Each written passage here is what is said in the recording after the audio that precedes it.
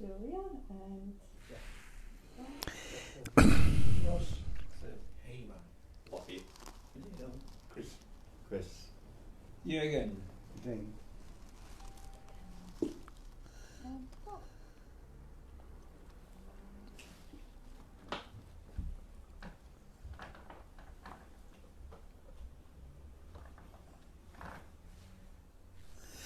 Okay. You're going to get the same old, same old. Always do. And why? Because we go into it too much, we get lost in the story. You're putting all sorts of concepts and beliefs into it when it's very, very simple. There's nothing simpler than one. And it's not even one.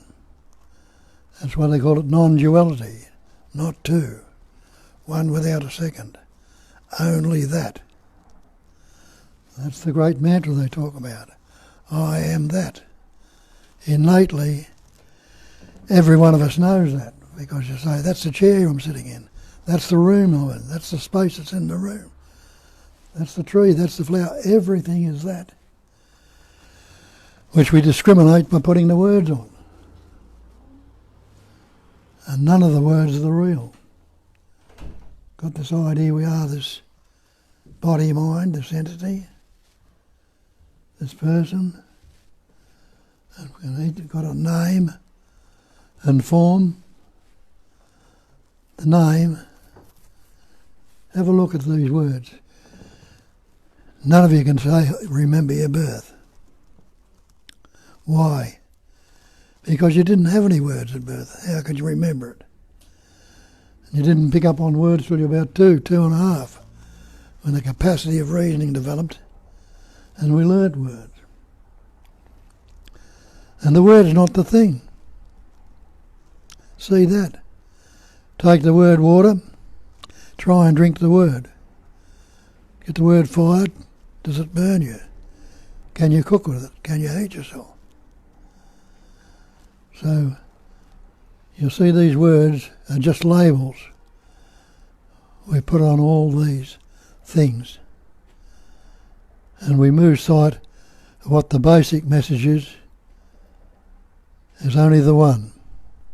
And they have words on this one.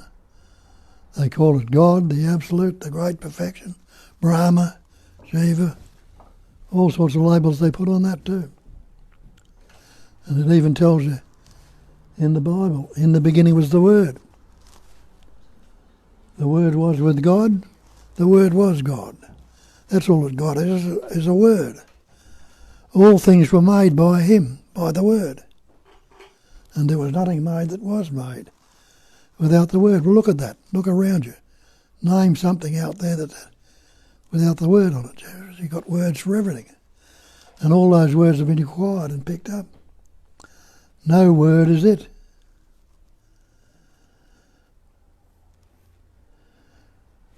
So, without the word, they call it the Great Perfection, that's a word too, and the Absolute. What can you add to the Absolute? If you could add anything to it, it wouldn't be absolute, would it? What can you take away from it? If you took anything away from it, it wouldn't be absolute.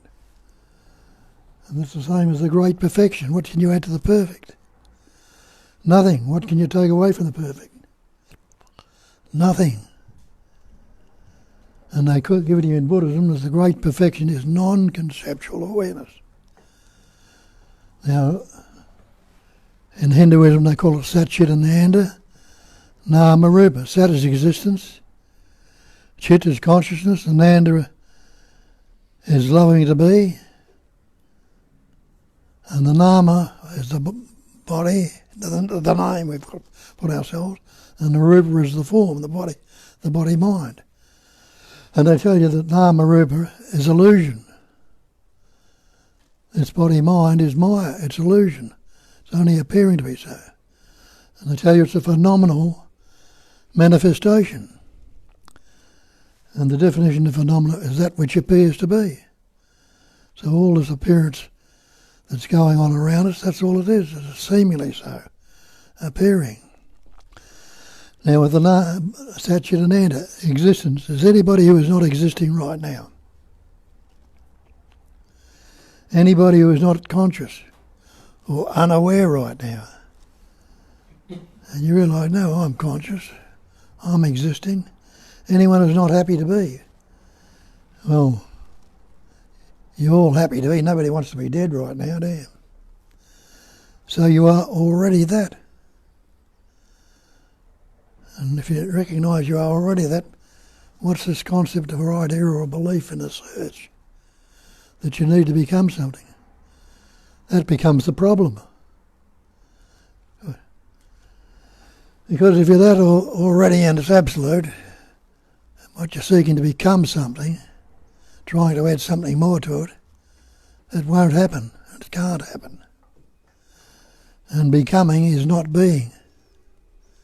You are being right now, not becoming. Becoming implies a future time to become something. And when you investigate time, you'll see that's a concept, mental concept also.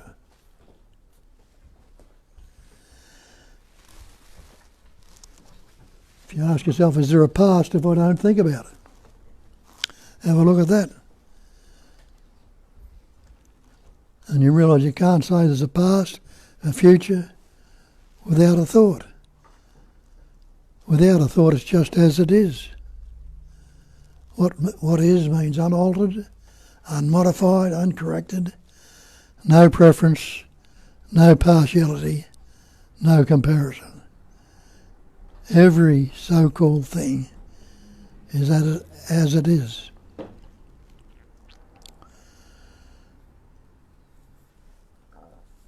When do we take on words? Well, you weren't born with any words. That's why no one can remember their birth, I should say. You can't say you were born, and you couldn't say it because you had no words.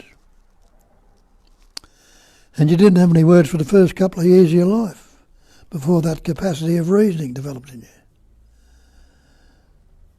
But you were living for the first couple of years of your life without the word. And then we picked up words and we learned words like I and me and this and that and all the other words. But you were getting on all right without, for the first couple of years, your parents were looking after you and you were living and breathing, heart beating, getting on all right without the word. And then with the capacity of reasoning, we've learnt words. We started to think. Parents told you, you're little Billy or you're little Johnny, and you're a good little boy, and you're so-and-so, and yes. And then again you took it on, I am little Johnny. You've put this sense, this thought or concept, I. Now what's this I am? When you realise I am, the thought I am is just a sense of presence. It's not your body, mind, it's a sense of presence, the knowing that you are. But somebody comes in and say, who are you? You'll say, I am John or I am Bill. You put that label, you put that word on you, not just don't say I am the absolute. You can't get around saying I am the absolute. People will put you in the funny farm. And so we've taken on these concepts, these words, and believed in them. But you can't do much with I. So what do? We add other concepts, thoughts and ideas on. I am Bob, the Australian. I'm a good fella, I'm not so good. I'm happy or I'm unhappy. I'm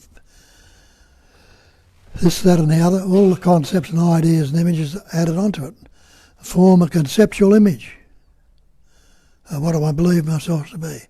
A conceptual image made up of concepts. Concepts are words, thoughts. And we take on the belief that I am this person. Where does that word person come from? It comes from the ancient Latin language, persona, a mask. So now we've got this mask of concepts.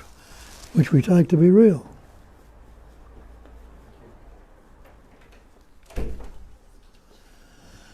Conceptual image. Thank you.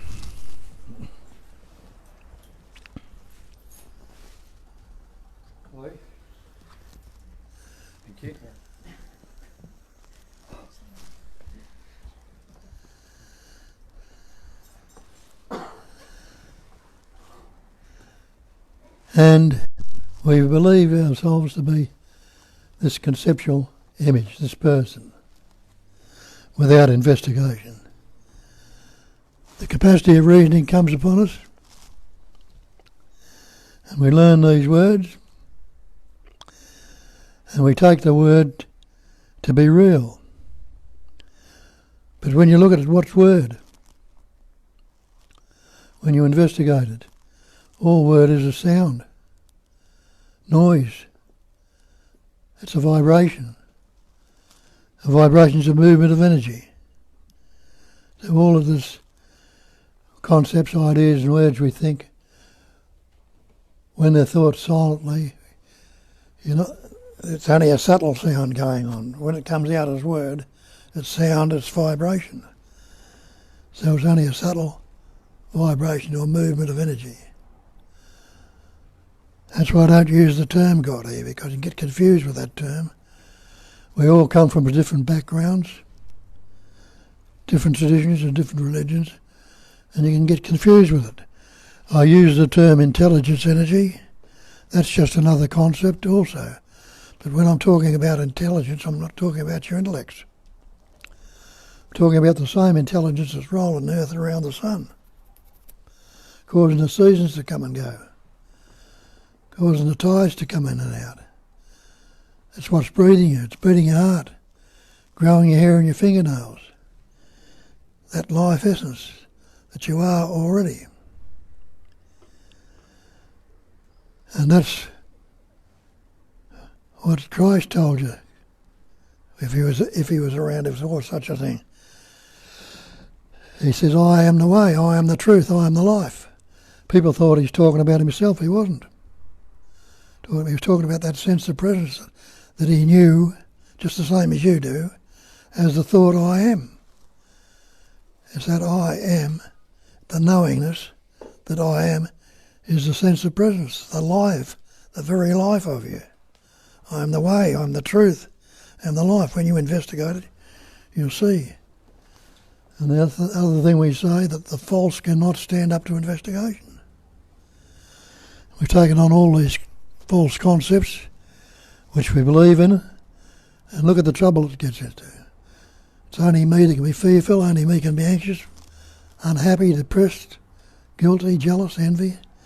Me is the cause of all my psychological suffering, a word. And in the beginning was the word. That's all it is. The word's not the thing. Are you this body? Are you this mind? Well, you'll say, my body. But if you've investigated that, what's this body made up of? You'll see the body's made up of elements. Made up of air, earth, fire, water, space. Just like these elements around you. Well, if you think of the body, try and separate yourself from those elements. Take the water out of your body. Your body's 60% water. You won't last too long. Stop breathing. Again, you won't last too long without the air. Take the fire, the body temperature. Soon get hypothermia and die. Get off the earth, get out of space. When you investigate, you see you can't separate yourself from those elements. And all those elements can be broken down into subatomic particles into pure energy. So all this manifestation is a vibrating pattern of energy. So how can you say you are the body? But you call it my body, just to say it's my house, my car, my coat, my hat. You know you're not the house, the car, the coat or that. Maybe you're not the body either. Investigate and see for yourself. Nobody can do it for you. You've got to do these things yourself. That's why I can't teach you anything, can't tell you anything. All I can do is point toward and ask you to look to where I'm pointing to see for yourself. Because nobody can teach you anything and nobody can tell you anything, because there is no body apart from the one essence that's patterning into different shapes and forms, what we put the label on as my body, my mind. Have a look at that my mind, the same thing. Show me a thing called mind if you think of the mind. I can't show you anything called mind, and when I look into it, there's no such thing as mind apart from thought. And if mind is thought, and I believe I'm mind, which particular thought would I be? Well, I'd believe that I thought. Well, if you were that I thought, you'd be frightened of going to sleep of a night, because that I thought disappears when you go to sleep, and you've got no thought when you're in sleep. But you don't disappear without it. And you can pause a thought, or a thought can pause with you and be in silence and stillness throughout the day, and you haven't disappeared. So there's no such thing as I. So, and what is thought after all? Well, thought's basically sound. What's sound? Word. What's word? Idea, image. And Nisargadatta tells you, nothing can trouble you except your own imagination. Nothing at all can trouble you except your own imagination. Get that word imagination. Break it down to imagine. And realise that's what we're doing. We're creating mental images, concepts, ideas. This is good, that's bad, I like that, I don't like that. And taking the image to be real. Now you look in the mirror, and what do you see in the mirror? Have a look. There's a mirror at the end of the room if you haven't seen it. You'll see that mirror is full of reflections or images. Now you can't say they're not there. But you have to go up to that mirror and try and pull an image out of the mirror. You can't say it is there. So you can't say it is, and you can't say it's not. But it still appears to be. When you look into this manifestation, you'll see it's the same thing. It's all appearance. They call it a phenomenal manifestation. And the definition of phenomena is that which appears to be. It's only seemingly so.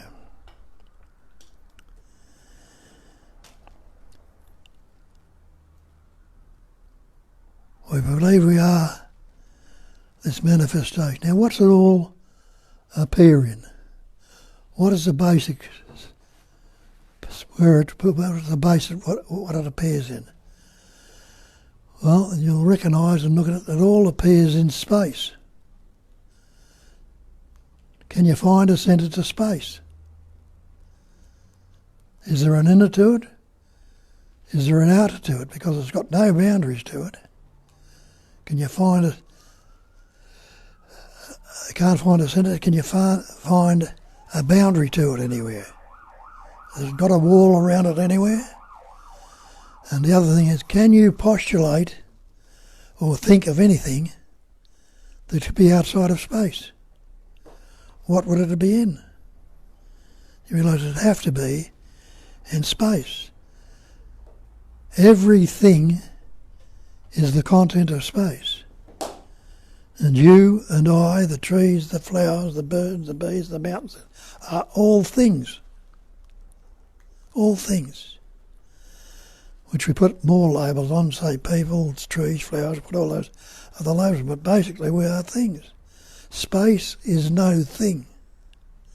Hasn't got any shape, hasn't got any form, hasn't got any beginning, hasn't got any end.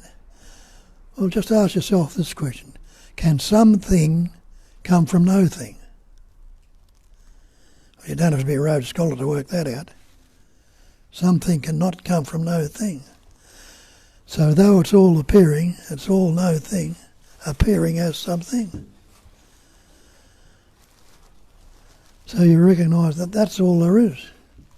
This space, what they call space-like awareness, which is patterning, faking, shaping, forming into all the content.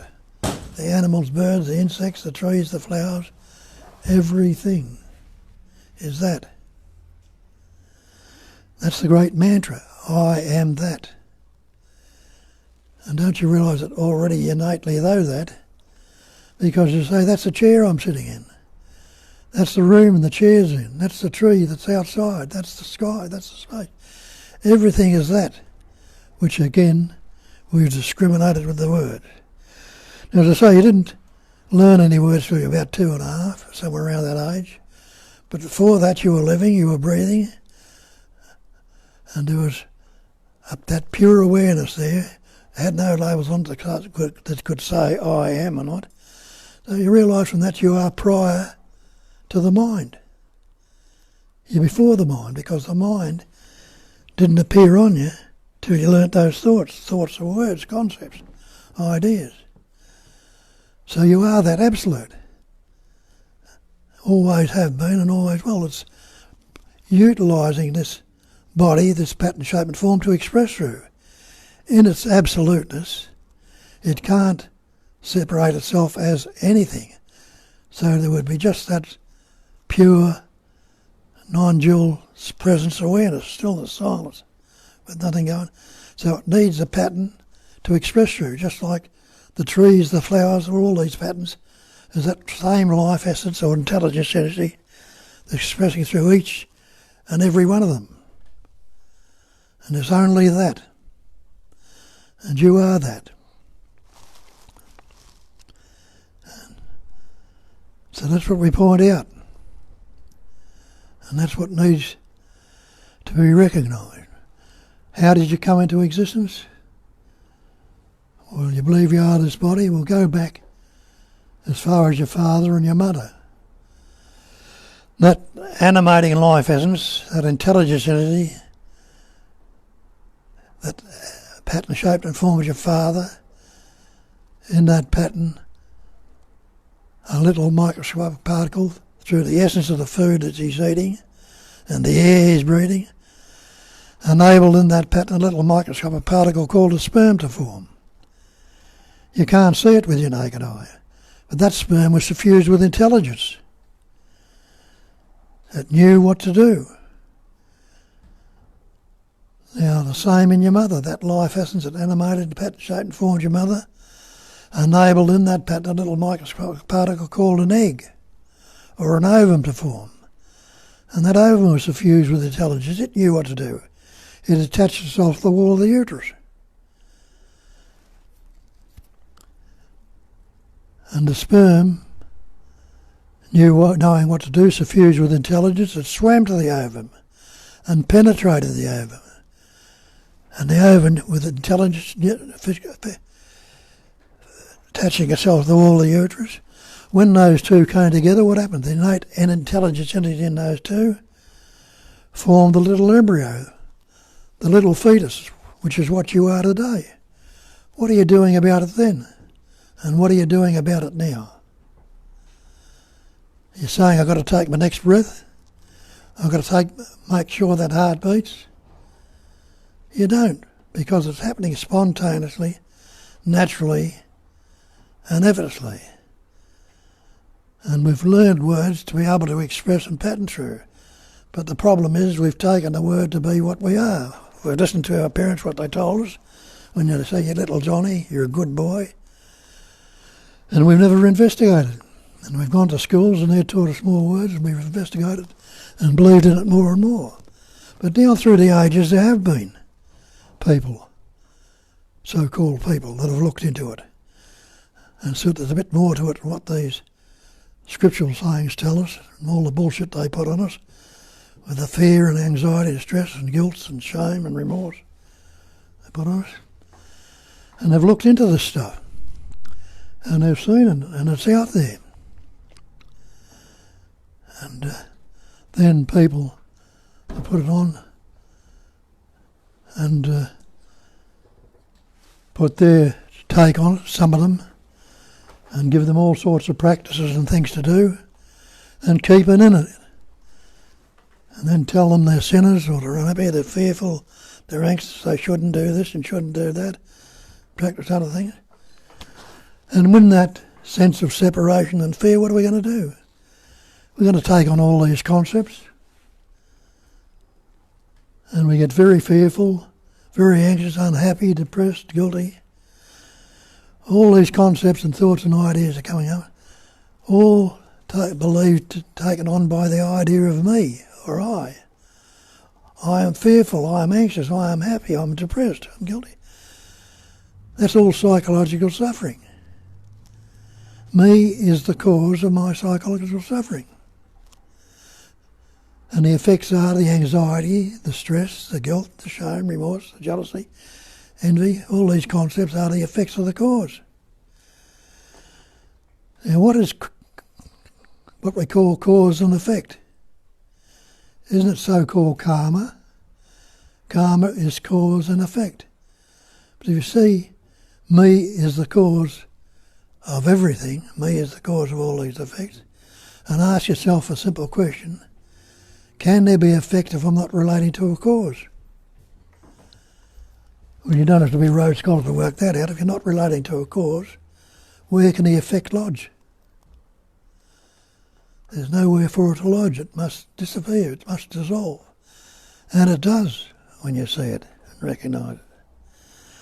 But if we've got the habit, because we've believed it never of relating to these things, so that habit, when you're looking into it, investigate it, and see for yourself, the habits can be broken.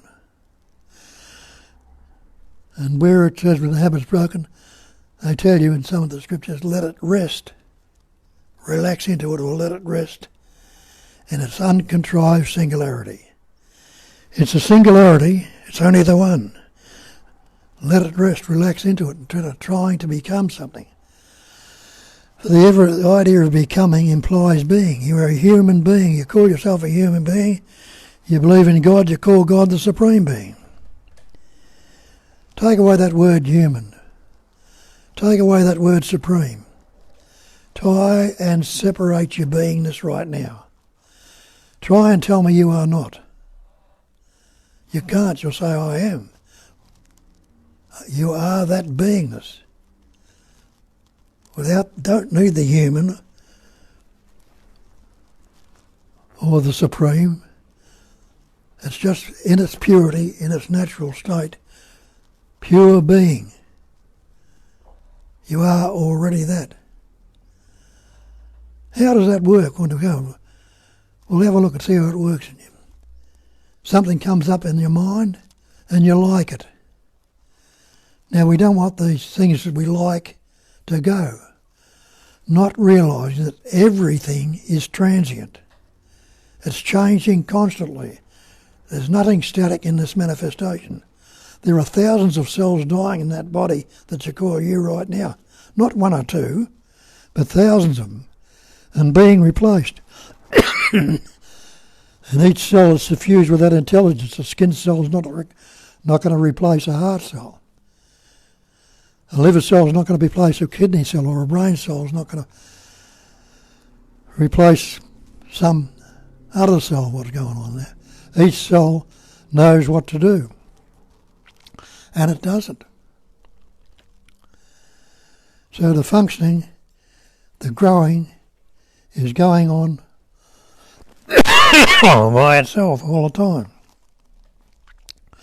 Something comes up that I like, I don't want it to go, not realising no matter how much I love it or how much I want to keep it there, it's going to change. But you don't want it to go, the good stuff. You want the good stuff to stay there. So what do? You resist it from going. You try and stop it. Try and cling to it. Got to keep this one. Recognise that resistance is conflict.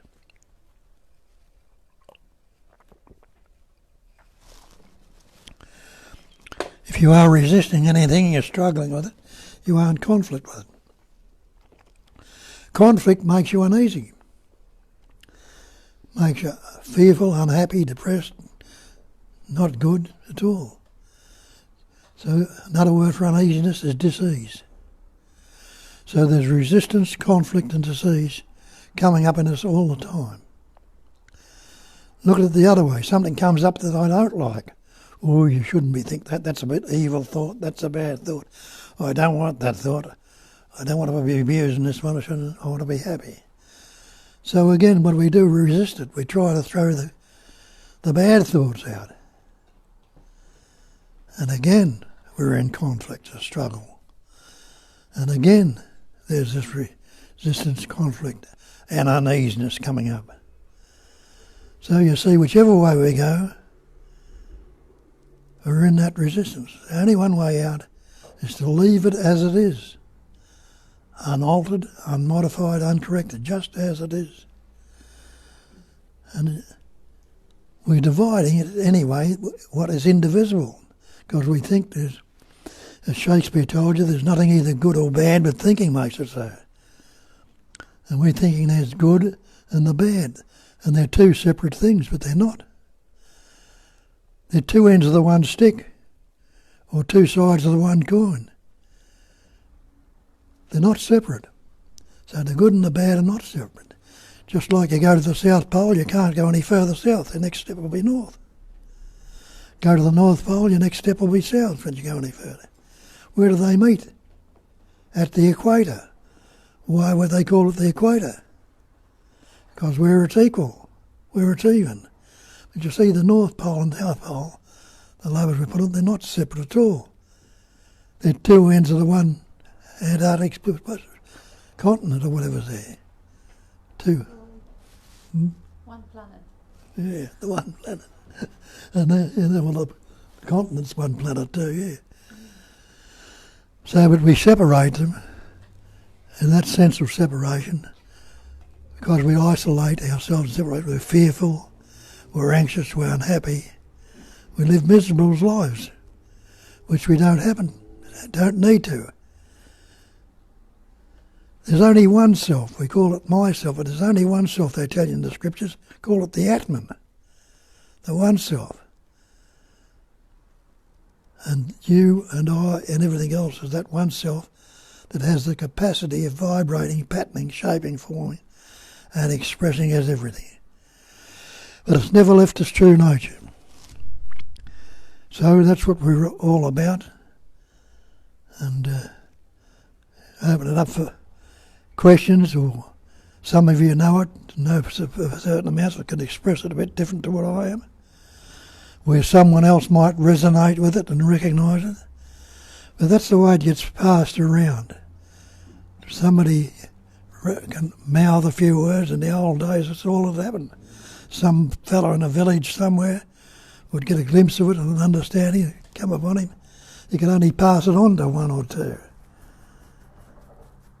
And they mightn't hear it, and some of them add extra things to it and corrupt it. But now, these days, when we've got computers and everything, there's a chance of everybody to see it and recognise their true nature.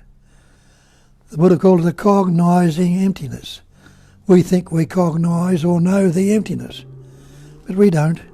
It's the emptiness that does the cognising. It's recognising itself. And he made the statement that emptiness is form. It's this emptiness that's patterning, shaping and forming and expressing as all this manifestation.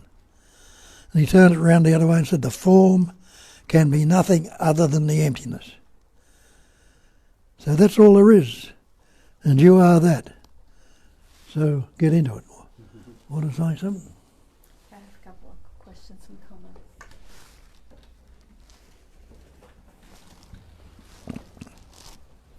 Yes, so we have over 30 people with us online, and welcome everyone online. And few welcome messages from them saying, "Good morning, Bob and Kat and everyone," not even one, even reminders in that. And there is a request from Tanya. Bob and Kat, could you say something about the death of a loved one? I can't see there is no judgment on the intense waves of energies that are appearing, and the stories about death and the lead up to it are being seen to be just stories, more and more each day, without any effort. No one to effort anyway. A deep sense of loss is appearing right now. Thank you. And Amarnath has already an answer. No death in love at all. No lover and beloved. Death itself is the form of love. Would you like to say something? And very sorry, Tanya, for the loss.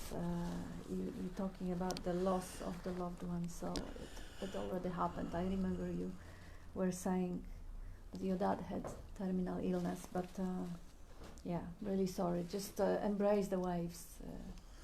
You want to say something about the death of the loved ones? Well, naturally there's a sense of loss there, and that'll be believed to be so too, and may cause a lot of strife. But if you look at what was born, you can't remember your birth, but you were here, patterning, shaping, form, and you see it's transient, it's constantly breaking down, it changes. Where did you come from? Well, you came from out of that space, that empty space, pattern, shaped and formed, from the elements and everything else that form in it. Where are you going to go? Emptiness is form, and the form is nothing but the emptiness. You go back into the emptiness. The pattern, shape and form breaks down, but the life essence that you are, and it is still there. It's not going to be a reincarnation or anything like that, because you'll never get the same drop of water out of the ocean when it goes back into the ocean. But that's a good analogy for how it's functioning, the same way as in the function. You go outside in a cloudy day, would you say the sun's not in the sky? No, you know the sun's not in the sky, but it's seemingly obscured by clouds. And you ask yourself, what forms the cloud? Investigate, and you realise the sun itself forms the cloud. The sun doesn't know anything about the cloud, but it's in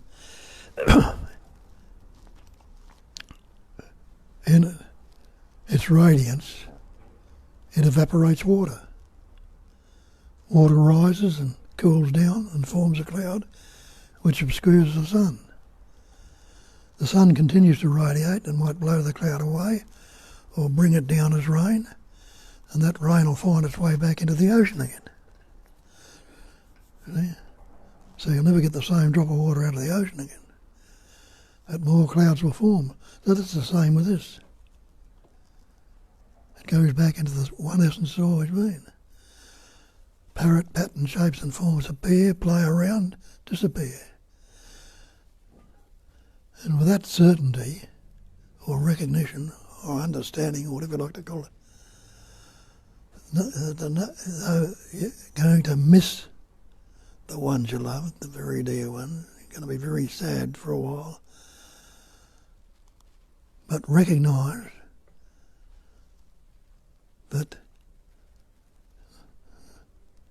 the essence that they are is still right here, mingling with this essence that is now. You know? It's not as binding on you. I've lost all my relatives, and I'm not too concerned with them. There's that old saying they put on the people when they die. It's loving friends, be wise and dry, straight away every weeping eye. What you see upon the bier is not worth a single tear. 'Tis a simple seashell, one out of which the pearl is gone. The shell is nothing. Leave it there. The pearl, the all, is here, right now. Beautiful. And Tanya answers, actually, thank you. She says, thank you, Amarnath, and beautiful, Bob. The life has not gone anywhere. It's just not being expressed through this form.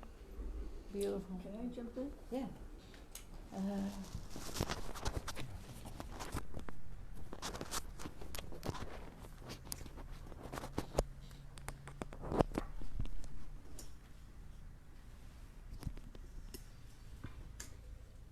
I met these beautiful people like about maybe 3 or 4 days before my dad died. And I just feel like I was going to say something about belief earlier, but since this is a topic that's coming up, I found a few things to be really helpful. I somehow made the decision to go see my father's corpse. And when I did that, the first thought that came to my mind was, well, now I know why they call them stiffs. But the second thought that came up was, if this is not 100% proof that we're not these bodies, I don't know what is. And I remember noticing before he died, even, what I'm in love with is a description. I mean, you can go and sit with a body that's not being animated, and yes, the form was nice, but without that life essence, you can tell there's something missing. It's the life that you're in love with, and so what I found really helpful at the time, and whenever I lost something I loved, was just to ask myself this question: if I'm not believing that what we are these bodies, and if I'm not buying into a belief or a thought, can I find where we're separate, where I'm separate from him? And that question always was like, no. There was no separation without a thought. And so that kind of was something that would help me whenever I caught myself missing something. And then another thing that I found really helpful was there were times when I noticed wanting to get something, wanting him to listen, wanting him to hear me, wanting him to talk to me, wanting to get something was happening.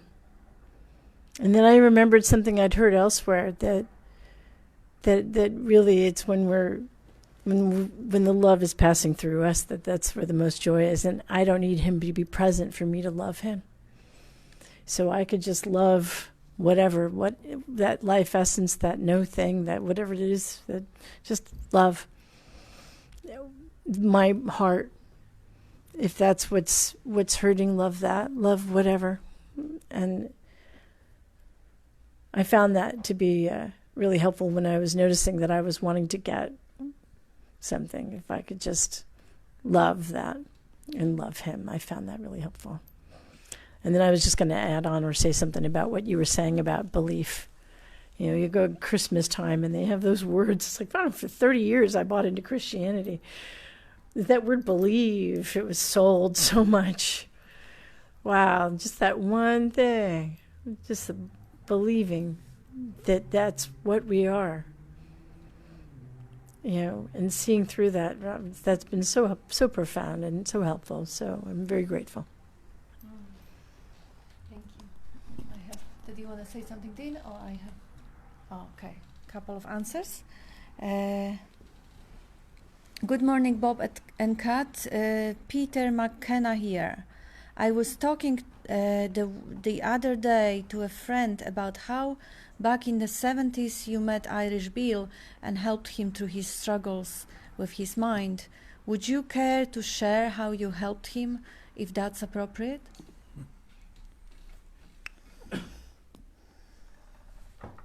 I hold it for you. Well, simply it was Bill heard what I was saying. Took it aboard. And it helped him.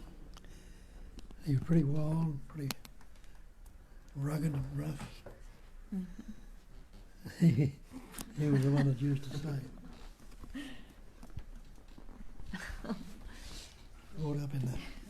Brought up in the Catholic, by the Catholic priest, and I think they'd given him a hard time because he wasn't too happy with them. And he used to thump the table and yell and all the rest of it. And he said, souls. He says, I talk about souls. He says, I got 3 of them. The soul in each of me shoes me arsehole. Anyway, he was hearing what I was saying. A little while later, he got cancer of the liver, and he had nowhere to stay at the time.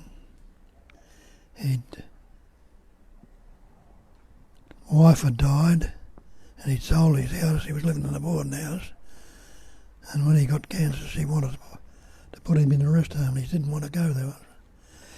So we were at a shop at the time, and we put him above the shop. And the doctor used to come and see him there.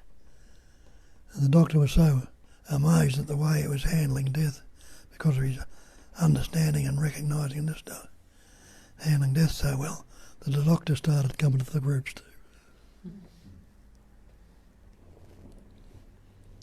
There is a couple of comments. Tanya says, there is definitely no reincarnation that is true. Reincarnation is a concept only. Ah, beautiful, Bob. Thank you for that most profound poem. No birth and no death for the life you are.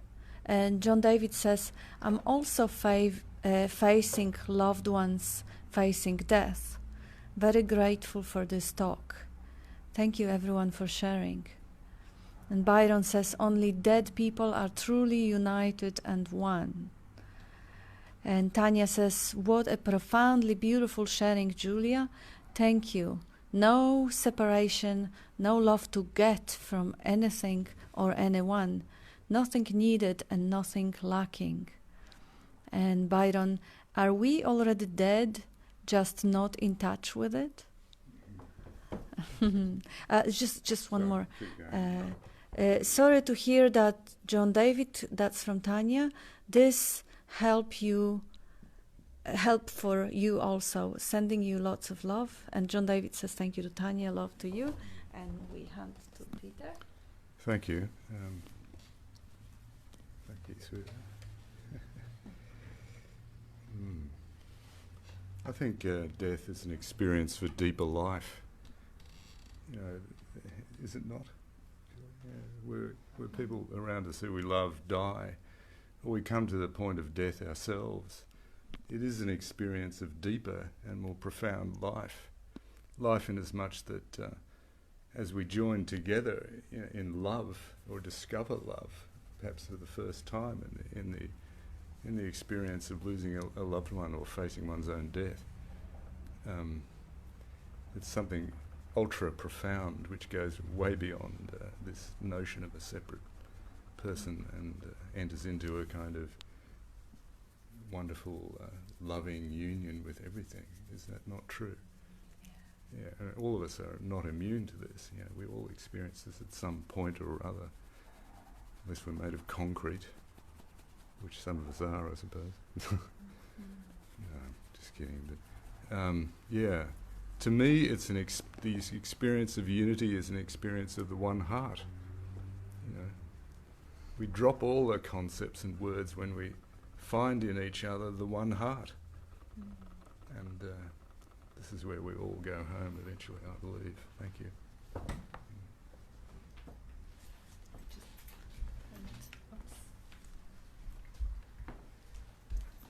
Turn it the other way, yes? I say it comes from the Absolute. Must go back to the Absolute.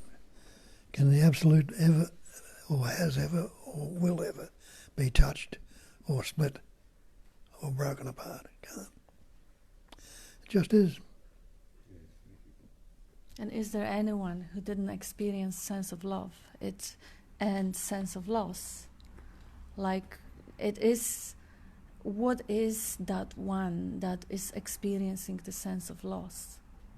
What is it that is lacking something? Because in your absoluteness, and gosh, I've lost quite a few very, very dear friends, not to mention, even loss of an animal. I have a friend back in Poland who had a terrible accident reversing back and killing his own dog. And that sent him nearly out to the loony bin. That was so unbearable. And he had a pretty good understanding. So it can be really shaky to lose a dear one, to lose the spouse, the parent, the child. Another friend of mine, I just got message this morning, lost a child. And he was my age. I remember him from school, so he was kind of... Yeah, that's how disheartening is that. And animals are experiencing sense of grief as well, because the way the whole body is designed is to preserve the instinct, is designed to preserve the security and the safety of the body. And if you are a mother and you or you are a partner, you know, they are birds that mate for life. The animals that we breed to take away their children, kill them and eat them, they also experience that sense of very, very strong disturbance when things like this happen. And yeah, that's the duality of life. I mean, who would imagine having a day without the night and pain without the pleasure? That sense of loss, which is, like Tanya, you beautifully said, it is the waves of energy are coming over and you just embrace them all. Mm-hmm. You embrace the sadness and you delight in your capacity to love, which expresses itself as deepest crying of the heart. There is a great beauty in that capacity. There are people who do not have it. They can't feel that deeply. How sad. But of course, their experience is complete as well. The absolute expresses itself in every form, and every experience is complete. But yes, what you do so beautifully, Tanya, answering your own questions in the way you express them, and giving in the same wavelength the pointers to others, embracing those energies, seeing them as they are. And what Julia beautifully highlighted, that yes, is the sense of need. You know, I don't want that to happen. I don't want my loved one to not be physically here. But is he physically there? Was he physically there even when he was alive? Like, my mother is very much alive and kicking, but she's not physically there. And there is no sense of loss. She's a thought in my mind and my heart, and I love her as such. I didn't see her for quite a few years. And so that's what we love. We love our stories about the forms that we have. We love our attachment to the story. Same, the sense of loss is the shattered dream. If we imagine that we had something that the presence of the other person was necessary or required for, and now this is shattered, you know, like broken relationship, broken hearts. What is broken? The hope for future, the story, hope for pleasure, fulfillment. And this moment now, it is never broken, even if it contains the deepest of the feeling of grief. There is a beauty in grief.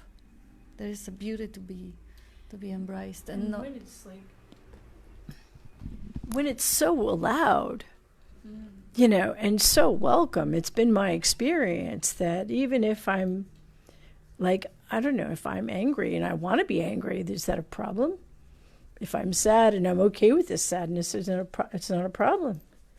And when I'm so celebrating or, you know, just allowing so deeply, I don't know how else to say this, but whatever is coming up, it has a hard time staying. It's been my experience anyway, because when it's so welcomed, it's what is allowed to come comes. You know, I think I like the way Ramana Maharishi said it. He said, "Let what comes come, let what goes go." I think he could have also said, "Let what doesn't come not come, and let what doesn't go not go." But if it's so allowed, it seems to help a lot. It doesn't hurt so much because there's no resistance when it's allowed. Anyway. And then see if you can find the one allowing it. Yeah, no one will allow it, exactly. Yes. Just continuing on a little bit about life and death. To me, reality is directly knowable as awareness now. I am. I know this directly without any interference of mind. And in that knowing of that I am my being and the love that just overflows from knowing that, these things I know directly. That I know nothing of death. I know nothing of death except through the filtering of the mind's concepts, which I know are totally ephemeral. So it only takes one more step of logic to conclude that there is only life, or one knows only of life, not death. That's right. Just one other thing, I just wanted to share I'll say it. No, you go. Oh. Just the experience of my brother dying. My brother was 5 years older than I was, and he died of cancer, colon cancer. So did my mother, actually. But when my brother died, I went to see him, and I had a lifetime of sort of difficulty with him. And although I loved him dearly, and just a few days before he died, I went to see him and had nothing else to say to him except, "I love you." And he replied by saying, "Yes, I love you too." And then in that moment, everything was resolved. All that lifetime of pain and suffering was gone. And him and I were just that one thing that I knew we were in the beginning. All that covering over with all the concepts and hurts and everything, and just it disappeared completely in that one moment of union with him. Does that not speak to the ridiculousness of all that we put in the way? Thank you. Thank you. Yeah, I have a couple of more comments. Amarnath is answering to what Byron says. The body knows loss and pain and sorrow. The body is real. And now Amarnath is replying, are we already dead, just not in touch with it? Amarnath says, beautiful, death which doesn't exist. Yeah, doesn't even have to die because it's been imagined. It doesn't even. And now Tanya says, thank you, Kat, beautiful. Hope any pointers expressed through these words are useful for all. Yes, that's right. Like, even if you have not, which is highly unlikely, experienced any sense of loss. As we are aging, that's inevitable. Ask Bob. He just said he outlived all of his family, parents, obviously, all of his siblings, his first wife, and a lot of friends. That it is part of life that we never experience, as Peter pointed out, our own death. But we can see everyone else dropping. We can see leaves dropping off the trees. We can see seasons changing. We can see the skin cells dying and being replaced by different ones. So that's what we can see. But what can we experience? Even the ego does not have to die because it has never been alive. It has never been real. It has been imagined into existence. So it just needs to be dispelled. And Amarnath says there is only death of enquirer, husband or wife, mind or image. Nothing happens to the mirror. Yes, you can say this way. Yeah, although even that, if I consider myself a wife or a woman, that wife or that woman doesn't die. It's just seen to be a reflection, not a mirror. But yes, you can say it this way. And Byron says, how to talk when dead? That's a good point, Byron. Yeah, that's why life expresses as a form of life which is capable of talking. When it doesn't express as a form, it can't talk.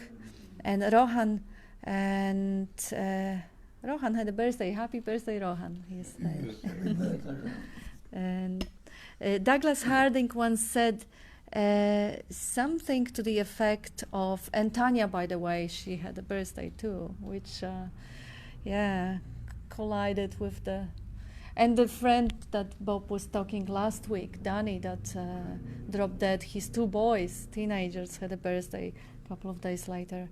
That's how life plays its game. Rohan says, Douglas Harding once said something to the effect of, if I am the one that is seen reflected in the mirror, then I've had it. The one in the mirror is a terminal case, getting closer to death every day. The great delusion of the as-if world is that what is really, really am here is what I see in the mirror out there. Yeah, good point. I remember Bob bringing someone to the mirror and try to show them, are you the reflection of the body? Obviously the reflection of the body is flat, it's not even alive. You could not possibly be that. And Amarnath says, thought equals death. Remove I, thinker, from that you are immortal. Words are death, supreme unbroken silence is the immortality. And John David thanks Rohan for the quote of Douglas Harding. And Byron says, the dead cannot and need not get any closer to dead, as nobody needs to do anything at all. I think, wasn't it Christ that said, let the dead bury the dead? Yeah. And we only know life. We're only conceptualising about death. We don't know anything about it. That's right. You only know life. And if it's trouble in life, wouldn't it be best while you're alive to try and clear that up? Yeah. Recognise if there's problems there. Recognise the truth. And then there's all this concept about death and arguments about it and fights about it might drop away. There's a time you were here, there will be a time when you won't know anything about it. There was a time before you were here, you didn't know anything about it. And there's no such thing as time anyway to know it. Yeah. And now Tanya says, wonderful, Peter, loving the clarity you are expressing. Amarnath says, here and now are eternal and immortal, was and there are death. Vivek says, after death, I think there is just emptiness, beingness, existence. Any further pointers would be helpful. Why worry about what is not now? Wait till you get there. Yes. Emptiness is now, here, not after death. And Byron says, no, not after death, right now. And Rohan says, how would we know about the label dead without consciousness to say so? As Bob says, you can only talk about death if there is such a thing, a birth. Are they not just labels? They just labels. Yes, so anyone else? We done with the online comment? Please, Justin. Hello. So tomorrow my first son turns 8, and so we had a family gathering last night. He has a birthday party today, but something that commonly comes up, people say, oh, how fast it went. And it sort of points to the illusory nature of time. The reason it seems so fast is because we don't have any direct perception of it actually happening. It's just a concept that it happened. If you try and perceive it, it's only in an instant or it's spontaneous. So I just thought it's like a common colloquialism, of how fast time goes, and I'm sure Bob could maybe express something to do with that, because he's apparently been around. How fast the time goes, clicking years, seemingly. And in a sense, we nothing really arises and nothing really passes. It's just spontaneous. That's all we can directly perceive. Anything else is really a concept. I quite like that. Beautiful. Anyone else would like to contribute to the meeting or ask question? Or Dean, you're gonna say something? No. I have one comment from Byron. He says, if you cannot hear the silence right now, you are not listening. Beautiful. Silence is never far away. The words. I always ask you that question. Can Yeah. you hear the silence? Can you hear? Yeah. Can you acknowledge it? I mean, you don't even have to hear it in a way as like a gap between the notes. That's how music is possible. But can you actually acknowledge it? And didn't they make a song, The Sound of Silence? Yes. There's a genre of music. Give it. Yeah. Ross. Peter. You know, every position we take as being solid and firm, whether it be conceptual or physical, is really an extreme outpost of not untenable exclusivity, is it not? You know, it's like everything is like that. So this is the folly of thinking that any kind of mental activity or position we take is what it is. You know, it's just the flow, and that's all that's going on, really. You know, everything here, all this discussion we have, is total bullshit in the end, because it achieves nothing but further positions of withdrawing to some form of relative exclusivity. If you take this position, then that position is excluded, is it not? Yeah. If you take that opinion, then that other revelation about that is excluded and is unable to make itself known in the consciousness that we are. Even Yeah. the concept of non-duality. Exactly, Keep past yeah. the mic, Oh, sorry. because no one can hear. Yeah, I just said even the concept of non-duality can quite easily become a concept. It is already. Yeah, it is. It's just like Bob says, it's not the word. The word's not the real, I think. Bob says here. As soon as we say something's non-duality, then it can't be duality, I suppose, is how maybe the conceptual mind wants to grab onto that. Even separation. If you think of non-separation and then you try and look for separation or try and find non-separation, you won't find that either. They say it's inseparable and indivisible. You can't divide or separate it. Everything just as it is right now.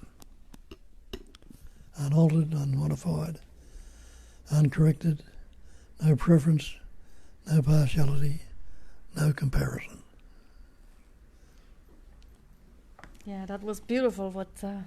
What you just expressed. Yes, even non-duality includes everything. I mean, nothing can be possibly excluded if it's not one, not even one. So duality is included too. But when you conceptualize duality, you straight away just multiply concepts. Why not just leave it as it is? Beautiful. I love how you said it, Peter. The taking any position, any perspectives, any adopting any viewpoint or any definition. It's beautiful. I think we have. Always two. Somebody is a position. You want a mic? Oh, sorry. Yeah, and we have a couple of comments.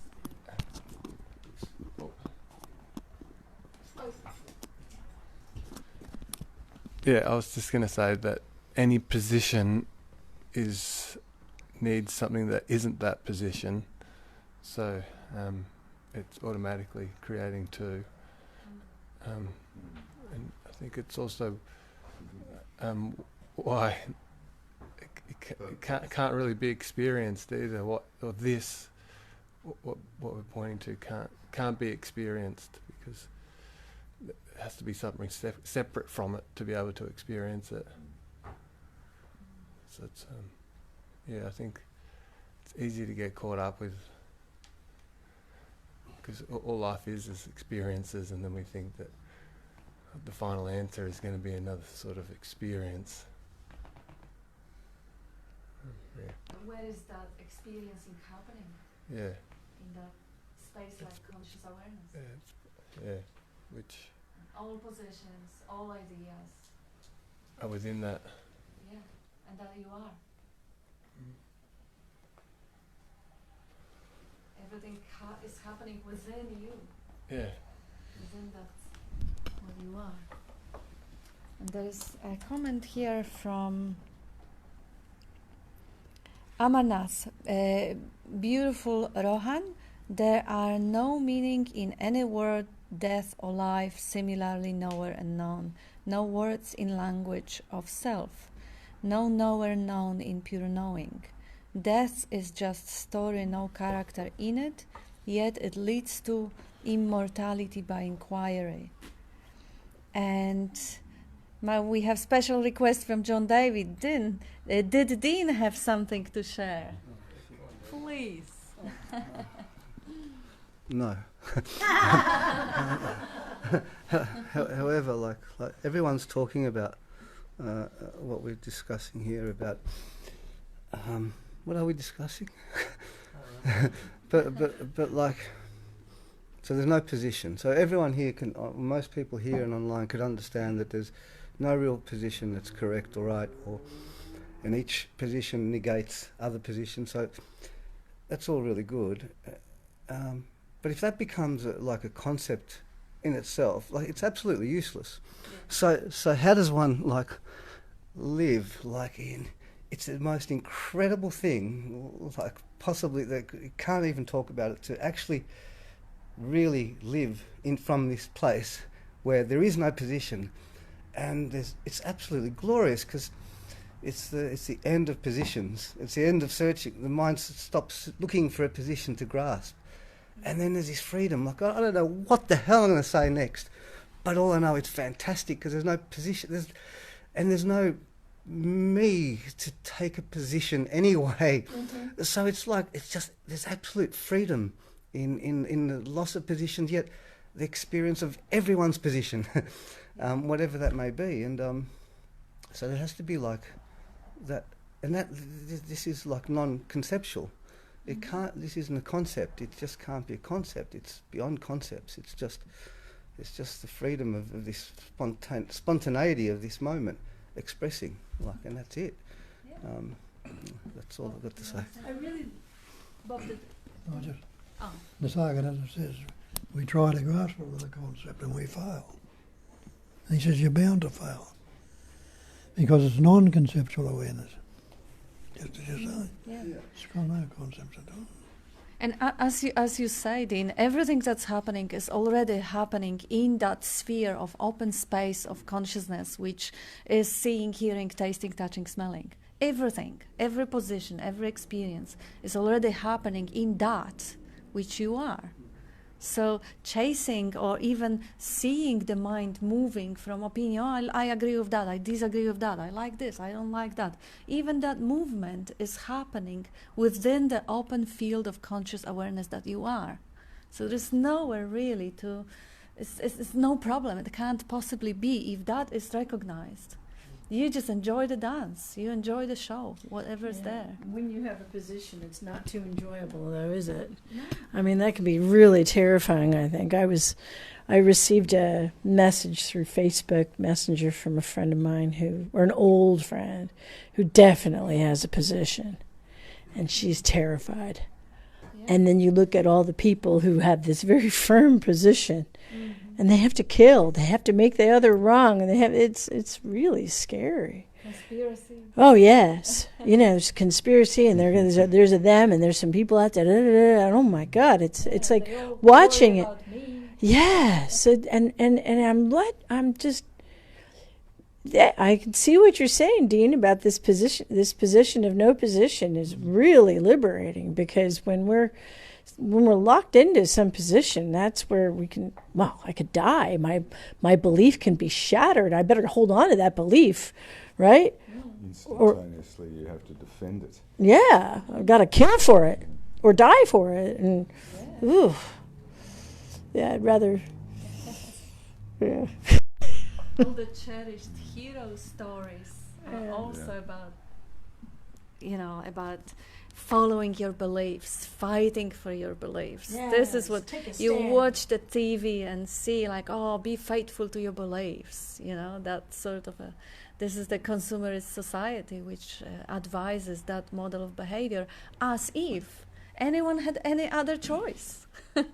As if there was anyone there who would have a choice to follow or not follow. If the belief happens to infect that body-mind machinery, be it a Muslim belief or Christian belief, or be it whatever, superiority or inferiority belief, or separate sense belief, it happens to infect that organism. There is no one there who has a choice to follow or not follow and it. That's liberating too, to see that. Like, that's like, whoo, that's like really helpful to see. No choice. And the belief is an unquestioned acceptance say of something. something in the absence of reason. Acceptance of an alleged fact without positive knowledge or proof. So what we're doing right now, are we believing what we're saying, or are we knowing? Well, Yeah. Huh? I can't speak for you. Give him a mic. Give him a mic. Yeah. You can't speak for her? Oh, Yeah, speak for you. Mm-hmm. what? That's okay. Okay. Yeah. Just to tie it all up, bring all the whole thing together, in a sense. We started talking about death and life, and moved to looking at extreme positions that we take in reference to our world, and we use these extreme positions to define ourselves in relationship to a world, and in so doing die. Because every position we take as being a building block of the self that we have created is like trying to stop the universe dead for a minute and hold it still. And of course, a universe that expresses life, if you like, through movement and change is the exact opposite of the self which is trying to lock it in one time and space, here and now, and be understood.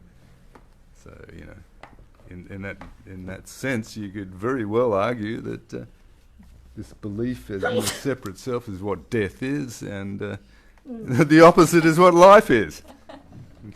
Beautiful. As you say, we argue about something that hasn't happened yet. What proof have we got about it? Only what you see or what you... Yeah, and there is a couple of comments. Amarnath says, mind accepts the present, not the presence, pure I am without words or images. That's death. Except my position, Byron says, except my position is worthy of prize. Beautiful. Yeah, that's a funny, humorous comment. Yes, my position. Yeah. That is where the self-obsession kicks in. That's where the suffering kicks in. If we see how that attachment to the idea first, and then the idea, of course, is associated or is related to the me, how that sense of position is the cause, is the karma, is the cause of all the trouble, all the suffering. And how seeing that, nothing needs to be done, killed, altered, modified, corrected, nothing. Now something that used to trouble you makes you laugh, because it's so ridiculous to believe that you are the voice in your head, that you are the narrative that is commenting on things. And it is commenting on things merely to ensure the survival, security, safety, and well-being of the body-mind machinery, because without it, it can't experience and express.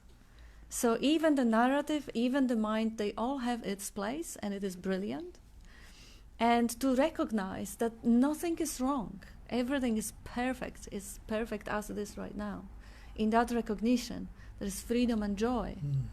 And in that freedom and joy, even sadness can be profoundly beautiful and can be experienced as another miracle of expression, as something that is worthy of going through, not that you have the choice again. I love what you said once, Kat. I mean, I'm going to bring it up again. I'll say it again and again and again. I just loved it. My cat And when she died, she was 19. And I was sad. And I'm on the phone with my cat friend. And Cat says, "Can you be grateful for your sadness? Because without it, you wouldn't know joy." And that one sentence, boom, sorry, I couldn't hold on to it anymore.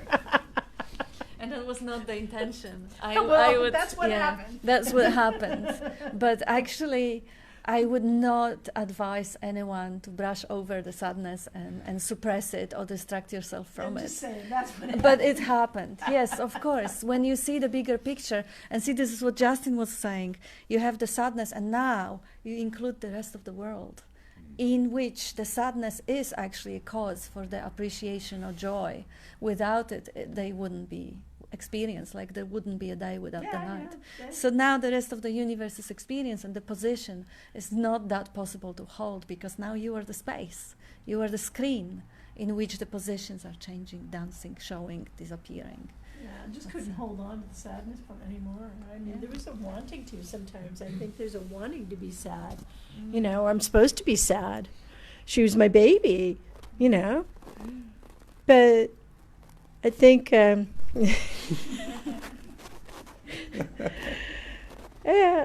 I mean, I do think that the freedom is here now. You know, just. Is there any other time? No, there is no other time. But there's a buying into other moments, you know. And when you recognize that, and you come back to what's wrong with right now if you don't think about it.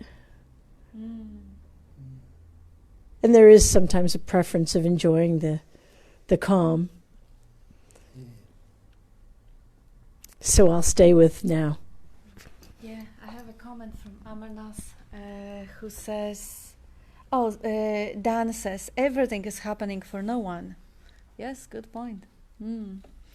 And Amarnath says, even if we take our past life janmas, I mean, you mean even we imagine some past lives, also janmas, that's maybe, okay. No, it says J-A-N-M, yeah. Anyway, even if we take our past lives, also death is to the body-mind concept, not to the self we are ever here and now, and a lot of hearts. Yes, even if we imagined we have past lives, future lives, even if we remember all our dream lives and see they are no more, and we imagine the death or tragedy or this or the other happened, this is just a passing thought. That's what it is, because it is passing thought that is happening right now, the imagination. Amarnath says, just like dream death passes, we remain as it is. And Byron says, so superstition of sadness is not, suppression of sadness is not now. If suppression of sadness happens now, it is absolutely happening now. I say that I would not actually offer people that sort of a resonance or that idea, because it just doesn't resonate with me. I mean, if you would offer people to suppress feelings, that's your song, and it's no better or worse. It's absolutely the same. It's just a different song, like every bird has a different song. Some offer compassion, some offer pity, and they're equal. They're equal.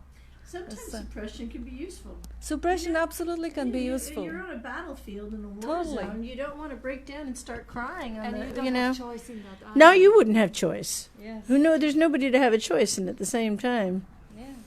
Yeah. I'm just pointing out the usefulness of it at some moments, like nothing good or bad, including suppression. I just remember that when I was speaking about the appreciation for sadness, the intention wasn't to suppress. I know. That's just, I know. Yes, that's just the intention. And it doesn't mean that intention will not show up in that body in 15 minutes. It may. I have no idea what intention, thought, or idea or feeling will show up. Nobody does. And if they do have an idea, that's still just an idea. And Amarnath says, just like our dream passes, and Amarnath also says, me and mine we claim, but it is ever empty, just as word. And he's laughing. Suppression is the exposure. And Richard, what is the meaning of Janmashtami, Hindu festival celebrating the birth, Janma, of the god Krishna on the 8th Ashtami day of the dark fortnight of the months of Bhadra. Sorry, I'm dyslexic all my life. Yes, I'm just apologizing for the struggle. Bhadra Pada, August, September. The number 8 has another significance in the Krishna legend, in that he is the 8th child of his mother Devaki. That's a gorgeous story. Thank you, thank you, Richard, for the explanation, because the word was used. So that's. And Tanya says, already nothing wrong or right, already free, never not been free, already unconditioned, non-conceptual, ever-present peace that passes all understanding. Thank you, Kat, for the pointer of appreciating sadness. I am appreciating that now. All there is now. Thank you for the most profound sharing today. Thank you all so, so much, and love you all so much. And we do love you love too. you. Yes. And did you want to... No, I just wanted to perhaps give somebody else an opportunity to speak if you haven't spoken.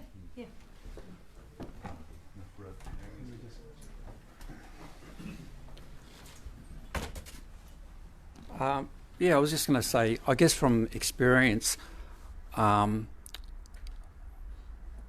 of the most amazing things happened to me by, I guess, doing a practice with the mind, keeping the mind quiet, trying to keep the mind quiet. And I sort of did, I guess you could say, a bit of an experiment myself. So it took me about 3 hours, right, in a daily life situation. It took me about 3 hours to quiet my mind for like 3 minutes.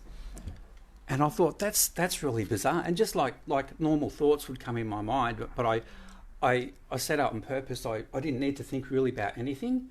So I just wanted to quiet my mind. But so what I found is to be like absolutely, truly present, like present to your environment, looking at the cars on the street, the grass, the sky, the clouds. Now, there's something profound with just even looking at the sky and the clouds. But to do that, for just try and be present for 3 minutes, I was getting frustrated with myself because I was putting in all this effort, and then a mind thought would come in, what am I going to have for dinner tomorrow? I don't need to think about that. My practice is to be present, like 100% truly present. So I think what I ascertained from that, most people's minds aren't present. Now, the flip side on this, like, I said to myself, well, I want to be absolutely present for 3 minutes. But it took me 3 hours to do that because I wanted to listen to the radio station, right? To listen to some great music. But I thought, no, I want to do this. And after 3 hours, I finally did it. And then I put on the radio, I did it. And that was all, just a bit of an experiment. But the amazing thing happened actually a couple of weeks later, where it was just a normal day. I went to work, went upstairs in the office, same old. And I was walking towards my desk, and there was another guy there. And then, look, an incredible thing happened. And I think I put it down to that practice I had probably a few weeks ago. And it was like, I don't know, it was like this amazing experience where I was like, I can remember sort of standing there, and that all like the light coming in the room, but it was like particles of light. It was like the desk came alive, and I can remember sort of just standing there wanting to really just be in that moment of just absolute magic. And I think I almost started to go like that, but I didn't, because there was another guy sitting there, and if he just sees me standing there going like that, so I was still conscious at the same time, but I couldn't believe everything happening in this boring old office, And I thought, wow, why did that happen? you know. But I think, as I said, to try and really be like present, it's hard. You got to put in effort. You know, I mean, you can listen to all the concepts, which are great. There's some good pointers there, but absolutely to look at yourself and be present. If you know you've done your chores, you've done your tasks, I just want to be present, witnessing what's happening in my environment. It's huge effort. So I think it's just, like I said, to be really, really, really present. And I think if you're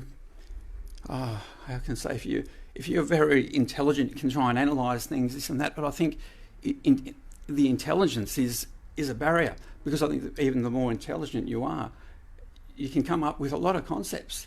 But I think the ultimate thing, for me anyway, was basically to be really, like, purely present. I think, for me anyway, it was quite amazing. Yeah, loved it. Anyway, that's all. Could you? Thank you for. You want to talk? Oh, yeah. I think we need to put in incredible effort, and to realise that the presence is absolutely effortless, like total effortlessness. But I think we need to put in extensive rounds of incredible effort. And also see if that presence isn't with you all the time. See if there is any time in your life when you are not here. Because I was actually waiting when you were saying that you were trying for 3 hours to be present for a moment, and you wanted to listen to the radio or the beautiful music. Yeah. How about being present with beautiful music? How about really being there to listen to music? Because to battle your mind, to try and still the thinking, is actually constructing the imagined self, which becomes a controller. This is the opposite of what we are advising, because really, instead of imagining a controller which is battling the thought, you could just step out and see how thoughts are happening the same way how the breathing is happening, and be present with the happening, present with the sound of the cars, present with the heartbeat, and with the thinking. That's why I say effort was required. For realizing what was already there with effort. Effort was required to be present. Really? Like, absolutely. Can you stop? Sorry? Being present? Can you stop? Okay, so we can be present, which we are all here and now, but often we'll have the mind thoughts coming in. Yeah. And part of it. It is part of it, but to focus more. Just focus on being purely present, and when a mind thought comes, just let it go, and to be present. Because sometimes we can even drive somewhere, and you think, oh, I'm here. Oh, how did I get here? Because my mind was just everywhere, type of thing. Because you weren't being present. So for me, anyway, I had this magical experience, and that's what I put it down to. Yeah. The effort. Yeah, effort to being present. And I believe, as Nisargadatta was saying, when people ask him, how did you get here? He actually said effort is required, and it took him 3 years, and he stayed in the I am that. He stayed in there for 3 years. So he said effort. He said it's no part-time thing. Effort is required, and that's what he was doing. And I had read the book I Am That, and I didn't concentrate on I am that. I am. That he did for 3 years. So I wanted to listen to the radio, in less than 3 years. So he's correct. I believe he's correct in what he said. This is not what he said. Actually, what Nisargadatta said, in I Am That, in all of the books, and in his private conversation with Bob, which Bob often quoted, he says, if effort is required, effort will appear. But it is not going to be me, the imagined self, that is doing the effort. Yeah. The effort is just part of the happening. If it is required, if you want to build the house and you need to lift the brick, you will find out that the body is doing it, not the imagined self. So this is not really the imagined self that is staying with the I am or is putting all the effort. It is really something that is just spontaneously, organically happening. And if in your case, that huge effort of 3 hours of battling the mind is happening, I think what could be really good of that is to recognize that you are not the doer of it. Because then you are the consciousness again, you are the open field of awareness in which the idea appear to imagine the self that will be battling the mind for 3 hours. And now in this, you actually in a right position of being presence, being the consciousness in which the efforting is happening. And you are not the one that delivers the effort, you are the one that witnesses the effort. So you are already the witnessing presence. And as Dean was saying, yes, it may play out this way, that incredible effort is happening in a way. Bob was meditating for years, I was meditating for years. And today I know I wasn't doing it. Today I knew that the life created those desires and those thoughts that made the body sit and do all the battles. But and it must have been required since it happened. Right now it is just a faint memory. But in your case, it also produced some sort of an experience, which is not now. Absolutely. Yeah. I did have a first experience roughly 1 or 2 years before that experience. That was my first experience. And that basically came through, I guess, the words from I Am That and daily meditation. And again, it was a spontaneous happening, probably an hour past the meditation I did for that day. Just spontaneous, absolutely. Yeah.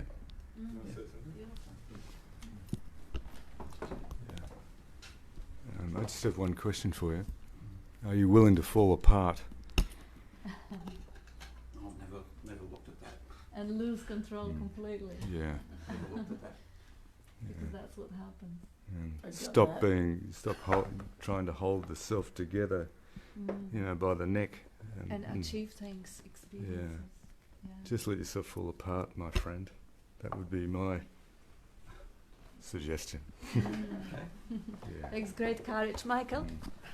Can you pass?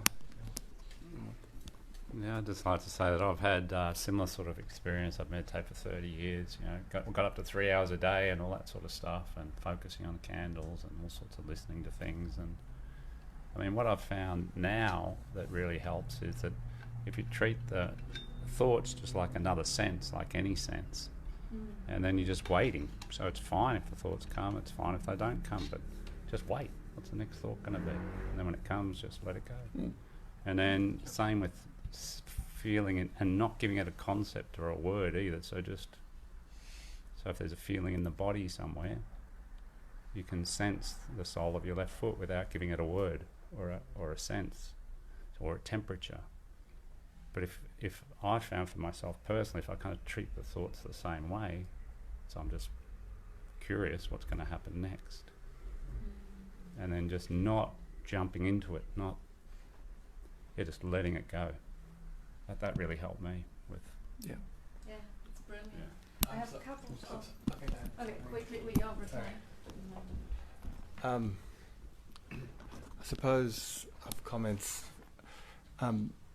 Buddhism likes to put everything into categories. I don't know if you've come across that, but they have, probably other religions do too, but I'm sort of familiar with some of they talk about levels of mind. These are all just concepts though. And you have the level of thought, and if you're living in that level of mind, then the thoughts, they seem real basically. They seem like they're solid.